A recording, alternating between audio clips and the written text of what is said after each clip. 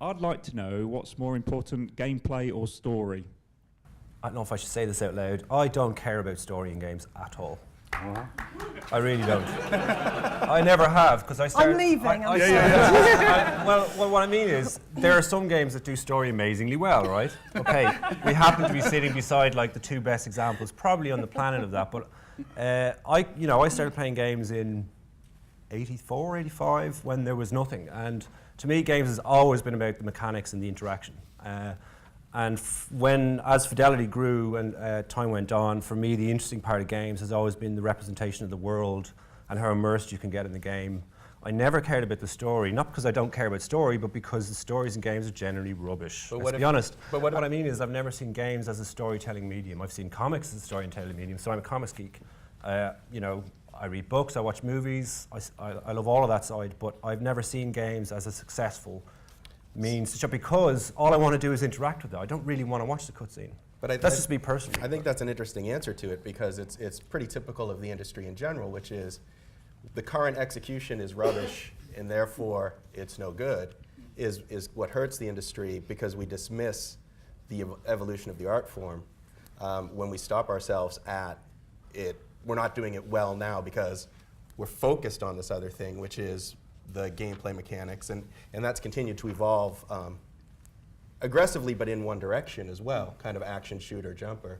So being able to move towards mechanics that say story immersion, character immersion, world immersion, that's where the opportunity is. That's where we can be an entertainment form that everybody understands, and not just people that know how to do it. I think ultimately as well, the player ultimately decides the answer to the question.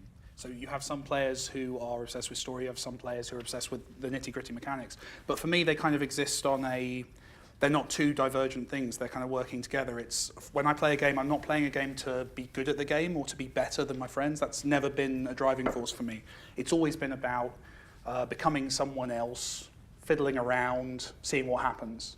And that is as applicable to the story side of it as it is to the game side.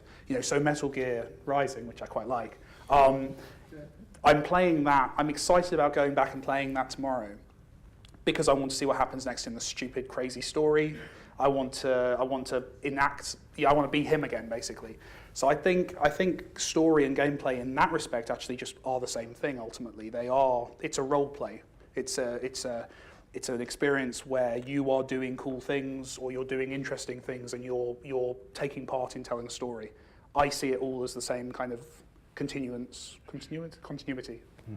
I think what's exciting for me is that we're at a stage in the industry where both are possible and both are at a really exciting time. I think we were talking before the panel started tonight that we are coming into what I believe is a golden age of games, and I think those separations, like you said, are becoming increasingly not less relevant, but I just don't think they're going to be there anymore. I just think, like you say, everything's merging, and I think games traditionally don't tell stories well, but like you said, I think we're at a time where the medium is maturing, it's growing up, and it's time. It's changing really rapidly. And player perception, sorry. No, sorry, go on. Player perception isn't so tightly tied into what you're doing in the world from a mechanical and physical perspective as I think game designers often think it is. So when I played Walking Dead, I remember running around these environments, shooting zombies occasionally, having conversations. A lot of that technically wasn't interactive. It wasn't like I was controlling my character to run him around a space and shoot at a zombie. A cutscene took place which drew me into a position. I then had that moment of choosing to shoot the guy and shot him. It doesn't matter that level of control and fidelity. I think that's something we can wobble. I think we can play with that. I don't think it's essential to give one-to-one control. And what is one-to-one control really anyway? You don't jump by pressing a button. I think there's always been this kind of this metaphorical interaction, and I think it's just we're starting to play with the boundaries, as you say. It's kind of everyone's experimenting.